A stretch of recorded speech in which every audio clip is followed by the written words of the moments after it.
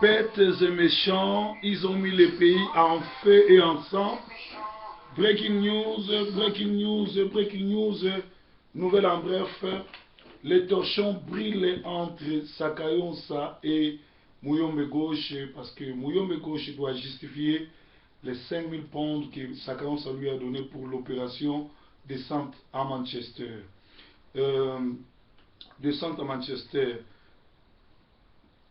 Bas combattant, Banamboka, Proverbe 30-30, Proverbe 30-30, Pasteur Salomon Didier Forme, Atiki histoire nakati ya UK, histoire au monte au Salamate, azali premier pasteur na monde, oyo groupe ya bandoki, oyo bakoka kolala te, oyo misala na bango sizo beba likolo ya moto ya Yesu Kristo baza nango, ba desidaki bakitela ye na Manchester, ba osalela ye piqué to basala marche liboso ya ndako na ye mpo ayokela bango mawa alembisa bapriere.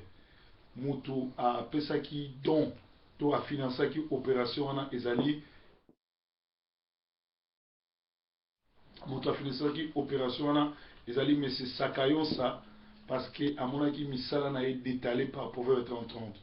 Alors bacombattant bayebisaki na motu oyo azalaki responsable le collabo oyo atravara na service ya ANR pe PPRD na pakuru awa ezali ngoma oyo tobengi na nkombo ya Mouyombe Gauche. Alors bacombattant bayebisaki ke biso tokokota makambo oyo te. Proverbe 30-30 aza combattant mokili mobimba eza nsima na ye ekosimba te lokolo olwaki devan moko tia mwasi no na bana mosusu yo moko kota kita kende kosala makambo ozosala parce que olingi kobebisa record na biso kuna polisi akokanga biso mpe tokobebisa baséjour na biso na mboka oyo. Donc Mouyombe Gauche aéchoué na mission na ye, tozozela sikoyo aleka adémissionné mpe nkosi azozela 5000 na ye ozwaki po betaki eke ekosimba. En plus bayebisi biso omelaka zododo mingi mpe diamba tika yango. Une quantité d'encre arrêtée à l'aéroport de Manchester. Cette quantité d'encre était destinée à l'église Restauration Church où le pasteur et ses acolytes vendent cela. C'est-à-dire, pasteur, il y a église, il y a Restauration Church à Manchester. Il y a quelques acolytes, il y a commande, il y a encore en Afrique. Il y a des livres na bandimi pe na basi na église. Alors, quantité nango et kangamaki na aéroport ya Manchester. Mutumo kwa na kati église après ça biso information. Lelo omusu to ko koloba lifrimo maître Frank, maître motomètre maître Chorana salon Edo salon bayaki ko réconforter Proverbe 30-30 bayela kinga bouteille ya 20 pe na enveloppe pour na soutenir musala oyo. Pe nzambe azozala na biso. Tobaki Proverbe 30-30 messager Didier Forme a commis historique na kati England parce que bato surtout oyo ba kokaka kolala te na butu ikoya ba prière na ye pe bato surtout oyo milimo mabe eza kotungisa bango to konfute bato Proverbe aza ko révéler yango kolobela yango. Alors ba zalaki financé par Sakayonsa po baya ko saccager te ko sala marche mais babangaki police pe communauté mobimba etelemeli bango ti na États-Unis ti na Belgique bato à Paris balobi bakoya spécialement awa pour na soutenir Proverbe bosakanaka na moto aza na nzambe bomoni yango. Alors babangaki onction Samson pe babangaki la police. Alors quelques-uns ya ba oyo batiaki mutu makasi le bakoti na M1 ya kolongwa Londres koya Manchester ba misusu nzela Manchester emonanaki suti mosusu bakobima na pays légal moko abengi ya tubeli mosusu aye na nzela bapine esili ye essence esili ye mbongo esili ye atoboki pe akangami na nzela likolo ya koluka kotia tembe na mosali na nzambe. Alors Congo Sakola alobi ba pasteur ya Dublin ba telemi ebele babimaki mpona kosoutenir mboka pe baza nsima ya Proverbe 30-30. Alors na Congo, dans un discours de 2 février, le Rwandais Kanambe a maudit les Katangais. Alors, les âmes mawamingi. Alors, tous en a communiqué beaucoup et outils dans le service, il y a information, il y a biso, il y a combattant. Alors, bateau en air à Kinshasa, le service va informer biso que Kanambe a foutu les Chinois mbongo. Kanambe a foutu les Chinois mbongo pour balancer le virus na Facebook. Alors, le virus wana ekoya na ba photo ya porno. Soki yo osepeli kotala yango oklike na kati ezokotela yo virus, ezozwa password na yo na email adresse na yo, ezokommunike yango directement na présidence ya République ya Congo. Donc bamoni ke biso a tozotravaille makasi balingi banyata biso yango wana batindi ba virus wana. Alors bino bato bokola te, bino bato bozana ba chrétien te, bolingi kotala ba photo ya bato baza bolumbu, soki omeki koklike vi na yo baby parce que bakozwa ba information na yo komeka ko cliquer te. Alors na uti kozwa information moko sikoyo, un pasteur na kombo ya Mbata Sylvain a commis message na Facebook que moyena 400 livres a kosalela bato ba assignment, c'est-à-dire ça bango ba devoir ya université alobi azosalisa bato bomoni ba médiocrité ya ba pasteur congolais. Un pasteur azosenga 400 livres pour un assignment moko pe alobi azosalisa ba congolais et puis akomi yango na Facebook na ye, c'est-à-dire alobi aza un pasteur azosalisa pe azotaxe mutu na 400 livres. Donc mbongo mabonze ekoki te, mbongo ba charité ekoki te, a mokolo tata ya mokolo na kati na ye ndambu ya kimopayeza na kati tala ndenge bazo se comporter na communauté. Soki proverbe alobi ale bolobi suske atumbolaka bato bino nde bozala na comportement malamu bokopesanga mosala mingi te. Alors botikaka komela zododo, botikaka mpe kolangwaka eza mabe. Alors information mosusu balobi awa ezali information mosusu ezali plus de 400 et plus de 4000 viols par jour à l'est du Congo. Le casque bleu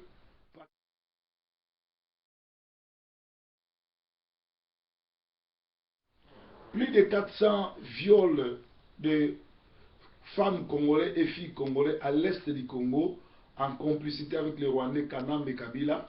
Et sous l'œil de l'ONU, les casques bleus pakistanais, libanais et indiens violent nos mineurs et nos grands-parents. La MONUC, au lieu d'être organisateur de la paix, organisme de la paix, hélas, elle est bel et bien auteur d'agressions sexuelles au Congo. Les Rwandais Kanambe vient de signer un accord lucratif, un accord qui va lui apporter beaucoup d'argent avec l'Angolais Eduardo. Les génocidaires rwandais cèdent le pétrole du Congo, découvert dans les Bandundu et dans les Bas-Congo. En contrepartie, l'Angolais lui fournira les militaires pour protéger les Rwandais. La diaspora congolaise des États-Unis, hier, et une très grande délégation a été reçue à la Maison-Blanche et demande au président américain que Kabila soit arrêté avant mars 2015 parce que c'est un criminel qui a tué plus de 28 millions de Congolais et récemment il a tué plus de 300 Congolais. Une lettre ouverte circule à Kinshasa. Les Kinois ont écrit une lettre ouverte. Ils demandent aux politiciens et au gouvernement que Kabila puisse partir le plus tôt que possible et ils ne vont plus négocier avec Kabila parce qu'il a massacré les Congolais. Ils ne vont pas reculer et ils ne vont pas avoir peur. C'est-à-dire que dans le Congo, ils ont une lettre ouverte, ils ont circulé, où ils ont des leaflets, ils ont partout, les Kinois ont Kabila à quitter la ville le plus tôt que possible. Basengi na Kabila a quitté la ville le plus tôt que possible, puis basengi na gouvernement négociation gozalate parce que Kabila bomi, puis azo continuer ko boma, puis azo enlever banamike, alors ekozalande ngwana. Balobi lisusu na communiquer na biso, balobi ba léopard et ba zonga ki Kinshasa lelo, plus de 50 000 personnes babimaki libanda bakino yamba baliopa. Alors Congolais tu éviter nani alokayo bo yamba bango basali exploit nini puisque baye ba gagner coupe te et baye basuki na nzela et mutu alokaki bango azana Kinshasa. Alors réunion esalamaki na Lubumbashi Kanambe na bakatange alakeli bango mabe parce que bazo soutenir Moïse Katumbi. Tokosenga na ba politiciens congolais na ba combattants biso toza na poto to continuer ko contribuer na caisse na biso oyo tolobaki ya opération ya ko dégager Kabila parce que toza na posa ya 1 million de pounds pour tout faire sauter Kabila na système na. Tolobaki lisusu que Martin Fayulu côté azali kuna ça marche très bien. Asalaki conférence de presse. Normalement lobby na reconta en contact na Johnny Mange pour appeler ça compte rendu il y a makamyo surtout ezoleka na États-Unis. Merci na Martin Fayulu, merci na bana mboka nyonso ba Kovo Ingila, ba président Gabriel Mokia, ba Moleka musala so bazo sala pe je crois to sala émission on est kanga tout à la rôle ba Moleka. Ba Moleka na politique à Congo bazali est-ce que bazali ba très tôt bazali ba namboka parce que tout moni ba moleka mususu baza na opposition ba mususu baza bon na kati ya pouvoir ba mususu bakendaka na États-Unis ba mususu bazalaki na Tshisekedi ba mususu batraizaki ba mususu ba revokaki bango tokosala analyse na analyse wana toyeba rôle nini famille moleka akoki ko jouer. Alors tolingaki koloba lisusu na ba combattant likambo oyo muyombe gauche asali ba combattant Angleterre soki bo réagir te et voilà ça qui combat ekufi parce que monsieur muyombe gauche azalaki motivé par ndeko Sakayonsa oyo bandaka la détruire combat asomba ba combattant ebele bomoni bana Paris bomoni bana Belgique bomoni bana États-Unis ba réagir à quelques-uns bana ya ba combattant sous ba réagir mais il faut ça là quelque chose pour n'avoir arrêté Buzoba ya ndeko oyo azosala ayebi job description na été après ça bino compte rendu pourquoi azwaki 5000 livres pour asala mouvement oyo pe pourquoi l'herbe oyebisi ke ye na mwasi na yebaya ayete et pourquoi tisikoyo to saisir nan nani Amnesty International te to saisir ata organisme international mon côté pour na makambo na Congo. Mais pour la moto azoba la vérité, atie ba moyen asali ba vidéo ebele. Alors tozo c'est na démission moto ndengwana. Côté Kinshasa, bana Kinshasa ba lamuki, bana Kinshasa ba tomboki, ba lobi bango ba ko négocier sous na moto te ti Kabila akokende. Alors eloko biso tozo loba ezali bana mboka boy ba ke ngonga eza grave parce que ba institution na biso ezali influodé, armée na biso ezali bongo na kati ya ba traître na kati chef de l'état aza congolais azali traître bomoni ninga zo boma ba congolais pe azo teka ba richesse na biso pona kozwa mbongo pe kotia na poche na il s'en fout des congolais. Alors soki bokanisi ke akolongwa te parce que il est en train de renforcer son pouvoir.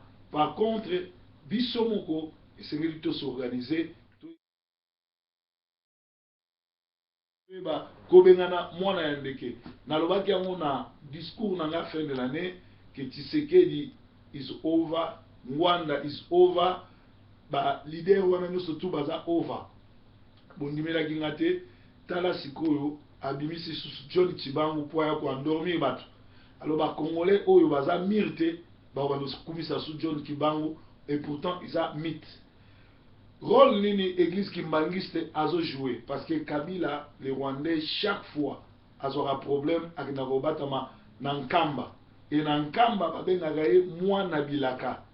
Comment église kimbangiste oyo ezali ya ba congolais bakene ko soutenir mutu azobomaka ba congolais et pourtant église catholique etelemela ye eboya mais tozomona église kimbangiste ezo soutenir Kabila pe ba pasteur ya l'église de réveil ezo soutenir Kabila, c'est-à-dire maman Olangi na ba pasteur église de réveil nyonso na église kimbangiste nde bazali moko ya bato oyo bazo soutenir Kabila na kopesa ye kindoki nyonso na kopesa ye bakisi na kopesa epo Kabila Nengazana akoma mukonzi ya bandoki tu ya Congo. Or église kimbangiste kimbango azaki mosali na nzamba solo azaki profeta solo me bana wana batikala ko kamba église bazali ba soloka batwakisi. Alors pona totelema pona tolonga il faut to sala ndenge salami na Irlande ba pasteur batelemi awa il y a que 2 pasteurs ezali nga na pasteur Nzubila totelemi. Il y a qu'un seul journaliste ekanga ba misusu TV na bango batie bango nde bamiyibi bango nde bescro me bazozwa mutu oyo un villageois oyo alingaki asomba voiture epa na nga azalaki fanatique na nga ayaki kokanga photo na nga alingaki asomba voiture na occasion asisi mbongo te bazwi de charge wana bake kobimisa ngo mabe botuna mutu wana aya poto anenini bapara na ye na Kikwiti to na Kinshasa bavandaka wapi. Et le monsieur a un problème de sorcellerie à famille. Oh, bah, les qui s'arrêtent au micro, sur la délivrance, azo luka kokota na makambo a ebitinate. Alors, Torobaki, lokola akosi, tokenega na côté pour à justifier. 500 livres etikalaki toko pesa ngo lisusu ce qui a l'équité à justifier, à rectifier makambo alobaki. Parce qu'elle a dit des charges à 2500 et pourtant c'est à soi mbongo. Alors, où est-il qui l'équipe pour justifier à ses autorités? Alors, à cause de les restes étaient Tito Kena Côte, je crois, juge à Ozade côté Nanga. Parce que les escroquants qui étaient, ils allaient qui contrat à Zingakasoma Moutuka. La preuve, à l'Axiki Moutuka, a fait ça 2 fois, c'est-à-dire à Mbongo Tatiaki 2000 pâtiers 500. Or, Falasoma Moutuka na 3700. C'est-à-dire il n'y avait pas eu escroquerie parce que le proverbe a escroqué Moututé. Alors, merci na soutien ba maman. O nous va soutenir, o nous va bengi na moni vraiment ki kulinganga. Yango zo pesanga courage à continuer breaking news. Na moni Didier Malunda ma bengi nga breaking news e kufate. Tozana ome Didier Sia, Didier Malunda ma mo kreke se nazo zela déclaration na bino. Tozana ba journaliste o baza instruité, ba animateur baza instruité, ba yebi ko tangate boleksa bango na TVT.